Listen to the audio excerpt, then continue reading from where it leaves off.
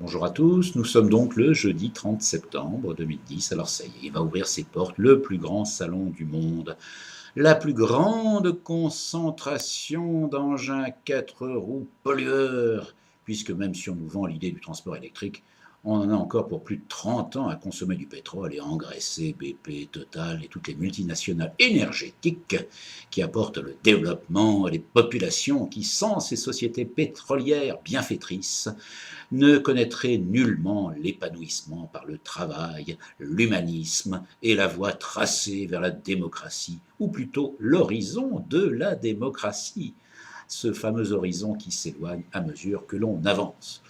Donc, le mondial de l'auto, c'est capital. D'ailleurs, c'est l'un des signes extérieurs du capitalisme qui perdure. Avec la crise, on a appris qu'en France, 10% de la population vivait directement ou indirectement de l'automobile. C'est dire s'il ne faut pas déconner avec les enjeux. Et même si on se dit que la bagnole ne peut se développer que chez les nouveaux consommateurs d'Inde et de Chine, encore obnubilés et fascinés par ce qui brille, parce qu'ils en ont été privés trop longtemps, le pouvoir de l'automobile continue de s'exercer sur nos populations occidentales, civilisées et éduquées. Un petit bémol tout de même à apporter, puisqu'un sondage récent montre le désintérêt croissant de la jeunesse japonaise pour la voiture. Et un comportement pas anodin au pays de Toyota, numéro 1 mondial. La voiture, symbole de liberté, de prospérité, comme on nous l'a suffisamment dit et répété, est en train de devenir contradictoire dans nos villes et on commence à faire la différence entre l'utilité et la nécessité. Tout dépend bien sûr si on vit en ville ou à la campagne. En attendant, tout comme les vaches regardent passer les trains, les bœufs vont venir au salon regarder les bagnoles. Simplement, les bœufs sont plus cons. Ils regardent les bolides à l'arrêt.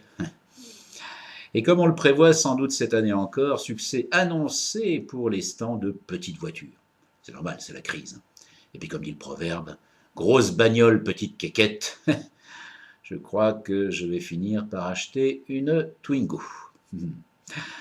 C'est vrai qu'il y aura une forte concentration de bœufs à la porte de Versailles qui viendront baver devant les derniers modèles qui ne pourront jamais se payer ou devant les hôtesses, indispensables à la panoplie du stand clinquant Attrape Prolo, hôtesses qui ne pourront pas se payer non plus puisque les prix ne sont pas affichés.